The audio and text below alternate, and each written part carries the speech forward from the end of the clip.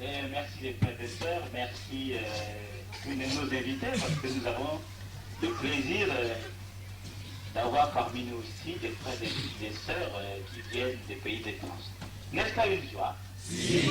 Parce que Luzolo, d'après le terme même générique du mot Luzolo, signifie amour, c'est-à-dire aimer le prochain comme soi-même.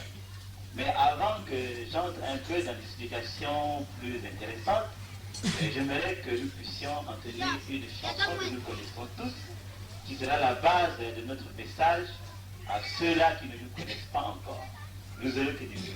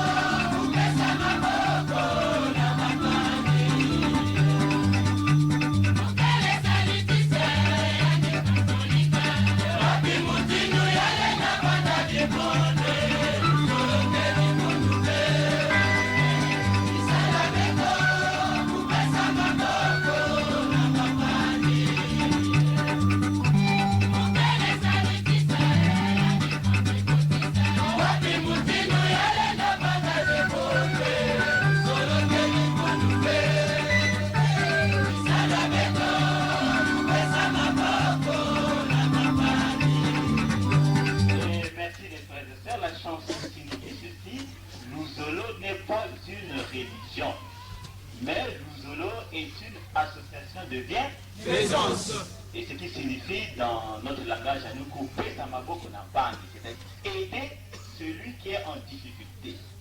Voilà la définition du terme Luzolo. Luzolo n'est pas une religion parce que bien souvent le mot religion de nos jours a pris une signification un peu vague. D'après ce que nous avons appris dans nos écoles, qui dit religion dit prière. Quand on prie, quand on chante les louanges de Dieu, donc on est forcément une religion. Bon, en principe, c'est pas tellement ça. Parce que quand Jésus était sur terre, il parlait de Dieu, il enseignait la parole de Dieu à ses disciples, il guérissait, mais il n'avait jamais une religion. Mais Jésus avait un enseignement, une doctrine qu'il donnait à ses disciples. Et c'est ça ce que nous faisons. Voilà pourquoi, bien que vous entendiez des chansons, ou bien vous voyez des gens qui prient, ce n'est pas une religion, mais c'est, disons, un enseignement qui est à base de l'amour, comme le Christ l'avait dit ici, dans la parole de Dieu. Alors, vous me direz, mais si vous n'êtes pas une religion, mais pourquoi se fait-il que vous parlez de Dieu, vous chantez, vous prononcez le nom de Jésus-Christ, etc. Comme j'ai dit tout à l'heure, si c'était une religion, on aurait un temple. C'est vrai ou c'est vrai? Parce que partout, il y a la religion catholique, protestante et tout ça. On trouve des maisons d'église. Mais si nous n'avons pas un temple ici, c'est parce que la même Bible que nous lisons dit que Dieu n'habite pas dans une maison faite par les mains des hommes. Dans la Pourquoi? Parce que les hommes, en tant qu'êtres humains, sont des pécheurs. C'est vrai ou c'est vrai? Dieu est saint. C'est un esprit. Donc Dieu ne peut pas être contenu dans une maison. Même Salomon, qui avait le privilège de construire à l'Éternel une maison, avait bien dit dans sa prière, Seigneur Dieu, les cieux des cieux ne peuvent te contenir. À plus forte raison, moi, un homme de péché, qui veut te construire une maison. Sinon, au temps du peuple d'Israël, il y avait des temples, c'était seulement pour symboliser la présence de qui? De Dieu. Mais sinon, Dieu ne se trouve pas dans des temples, ni dans des maisons construites par des hommes, sinon ce serait le ramener a un petit esprit. Dieu est esprit, je ne sais pas. Si aujourd'hui un esprit veut venir ici, est-ce que nous, en tant qu'humains, nous pourrions voir cet esprit avec les yeux de la chair? Non. Parce que l'esprit peut passer à travers les fenêtres, à travers tout ce qu'il faut. Donc l'esprit ne peut pas être contenu quelque part. Voilà pourquoi nous ne pouvons pas faire de nous une religion, ni construire des temples, des églises. Mais la même Bible dit que là où 2 ou 3 sont réunis en mon nom, je suis où? C'est une façon de dire simplement que je ne suis pas dans les temples, mais je suis dans le cœur de qui? Dieu est en nous. Et si nous voulons le prier, nous pouvons le prier n'importe où.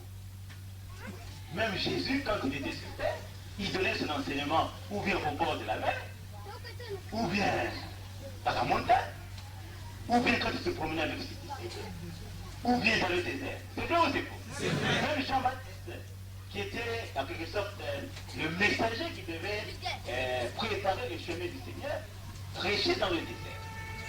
Donc, si vous nous voyez ici, dans cet espace vide, en train de prier le Seigneur, ce n'est pas en contradiction avec la parole de Dieu, tout au contraire, c'est ce que le Christ fait. Mais la même Bible aussi dit, si vous voyez quelqu'un qui parle de moi, alors que ce qu'il est en train de faire est bon, ne l'empêchez pas. Celui qui n'est pas contre moi est avec qui? Voilà pourquoi nous avons aussi nos frères catholiques, protestants, salutistes, qui m'aiment, qui prient Dieu. C'est vrai ou c'est vrai? Donc, nous sommes des frères et sœurs.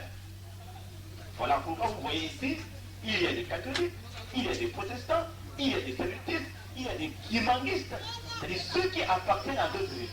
Mais parce que eux, ils ont opté, ils ont aimé, disons, la bienfaisance, l'aide, ils peuvent venir parmi nous, dans le cadre de l'aide.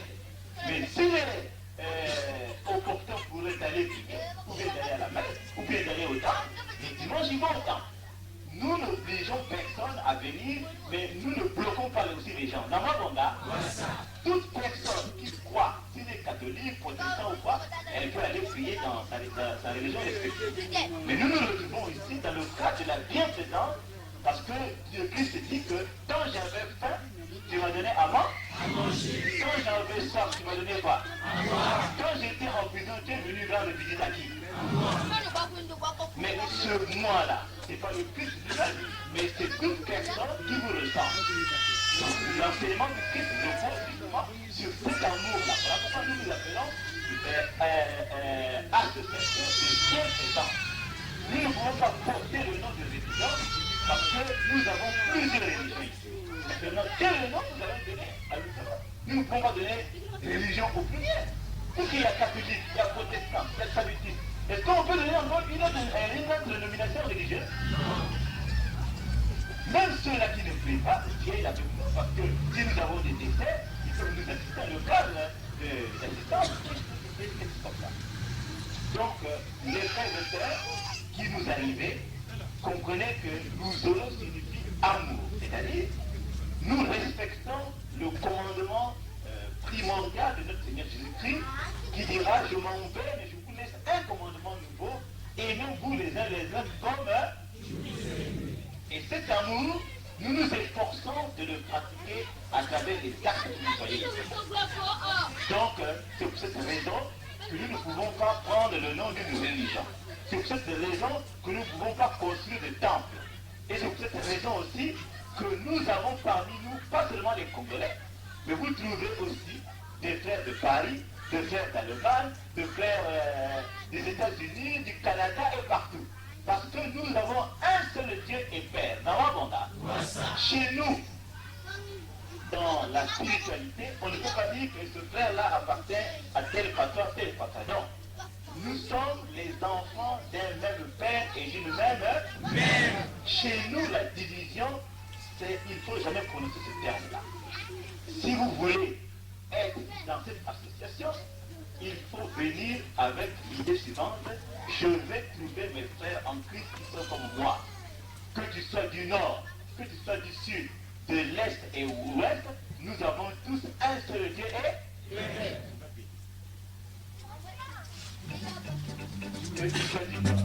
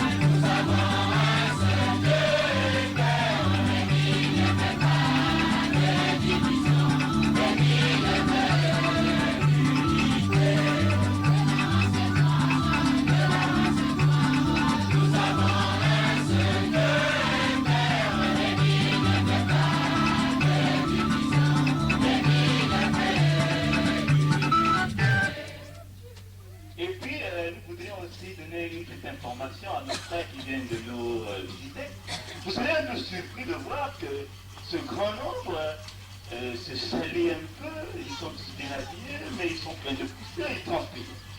Qu'est-ce que ça fait à la spiritualité? On n'a jamais vu ça, des gens qui bougent. Qu'est-ce que ça fait là? Quel est ce Dieu qui prie? Alors que nous savons d'une manière générale que Dieu aime qu'on adore tranquillement, qu'on se mette à genoux, qu'on croise les mains et qu'on soit très poli, très respectueux.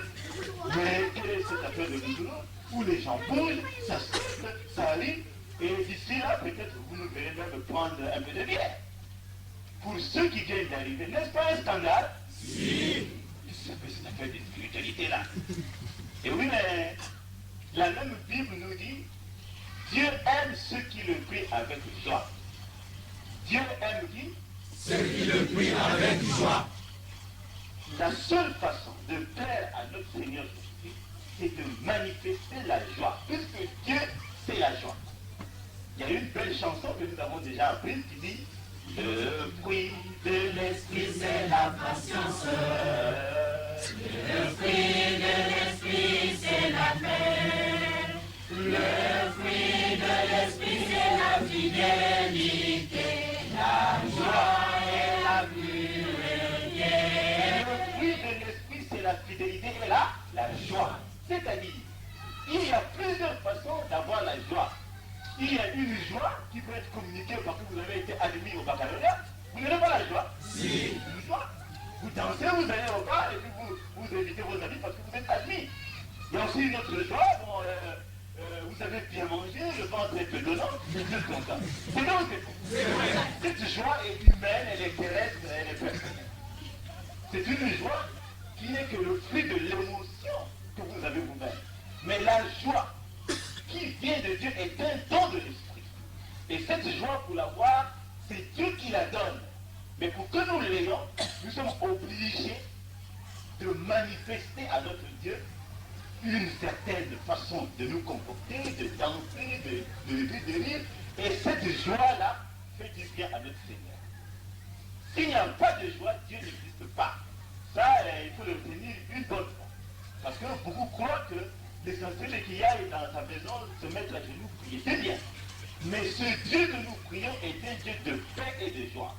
Pour qu'il puisse être parmi vous, parmi nous, il faut à tout prix qu'il soit dans la joie. Voilà pourquoi vous nous voyez en train de bouger, en train de danser. Et nous appelons cette façon de bouger, cette façon de danser, le gambage. Comment Le gambage. Vous faites le dictionnaire français dans la rousse, ce terme-là n'existe pas. On appelle ça un congolisme, si vous voulez. C'est-à-dire qu'il y a un mot et on a arrêté, voyez-vous. Donc, gambage, parce que le président fondateur de cette association était, dans les temps anciens, un homme qui aimait la vie, qui aimait bouger, qui aimait chanter. Et dans ses tournées, partout, il a entendu une belle chanson. Oh, Gambare, Polina, Tika, Gambare, oh, Gambare, Polina, Tika, Gambare, oh, Gambare, Marie, Polina, Gambare. Vous me comprenez? Là, lui, il a dit ce qu'on appelle en termes de grammaire un suffixe, n'est-ce pas? Il a ajouté âge. Donc, dans on enlève le PFR, on ajoute A, ça devient dedans. C'est cette danse que vous nous voyez en train de faire ici. On bouge, on va à gauche, on va à droite, gambage. Mais ça n'existe nulle part dans la rousse. Mais c'est une création, c'est une inspiration de notre président fondateur. Mais nous ne nous appelons pas gambage. Si je vois ici les pantoufles de la capitale, un orchestre reconnu dans le monde entier, c'est eux qui nous ont appris la danse qu'on appelle la rumba. C'est vrai. Mais moi, avant que je sois avec vous, j'étais d'abord musicien chez les pantoufles et je jouais de l'orgue. Mais il y avait la rumba. Donc, les pantoufles ne s'appelaient pas la rumba. On les appelait les pantoufles de mais la danse qui s'appelait la rumba. Comme nous. Nous ne nous appelons pas gambage. Mais la danse que nous avons appelée gambage. Mais nous sommes application de violence. Et il faut dissiper cet équivoque-là pour empêcher que les gens disent ah, ouais, vous avez été là. Mais il y a un camarade qui attendait là. Donc c'est ça. Et ensuite vous direz, oui, mais ça c'est une invention de votre responsable, mais est-ce que c'est biblique, est-ce que c'est... Oui. Le roi David était le chantre de l'État. Et il a composé beaucoup de psaumes. Et on l'appelait le bien-aimé de l'Éternel parce que Dieu lui avait donné ce don de manifester sa joie à travers les psaumes. Or, les psaumes, ce sont des gens, les chansons. Nous pouvons même aujourd'hui prendre les 150 psaumes et puis prendre les paroles qui sont dedans et puis mettre la musique et nous allons chanter. En leur temps, c'était chanter et réciter. Il ne nous est resté que des écrits, et n'importe qui peut s'inspirer par un psaume, recréer une chanson, inventer une chanson. Donc, ce que nous faisons est aussi biblique, puisque le psaume 150 nous dit que glorifiez le Seigneur, vous tous, les peuples, les hommes, les vieillards, les jeunes, etc., avec des tam-tams, des tambourins, de l'orgue et tout ça. Vous n'avez jamais vu ça? Beaucoup de gens qui ont quelques confusions là-dessus. Et je ne voudrais pas le faire parce que si je me mets à parler de l'association ici, on mettrait des heures et ça n'en finirait pas. Mais je voudrais quand même, pour dissiper tout équivoque, vous dire que peut-être d'ici là, vous verrez des gens bouger, tomber, etc. Voilà. Et oui, c'est la joie de Dieu. Quand la joie de Dieu est en vous, l'esprit qui entre en vous, vous remuez un peu, vous secouez un peu. C'est un corps étranger qui vient en vous. D'abord, mais puisque nous, en tant qu'hommes de péché, nous ne savons pas loger l'esprit en nous. Donc quand il vient en nous, il pénètre, mais puisque nous sommes encore très lourds, il se ferait un passage en nous. Et voilà pourquoi en venant en nous, il nous bouscule un tout petit peu. Et voilà pourquoi nous bougeons, nous tombons, etc. C'est pas de la folie, c'est pas de la magie. Parce que les gens vous disent, c'est la magie. Et d'autres disent aussi comme non, mais tant qu'ils ne boiront pas, ils ne pourront jamais être souffrants. Mais nous avons commencé à tomber ici. Est-ce qu'on a visité la boisson ici? Non.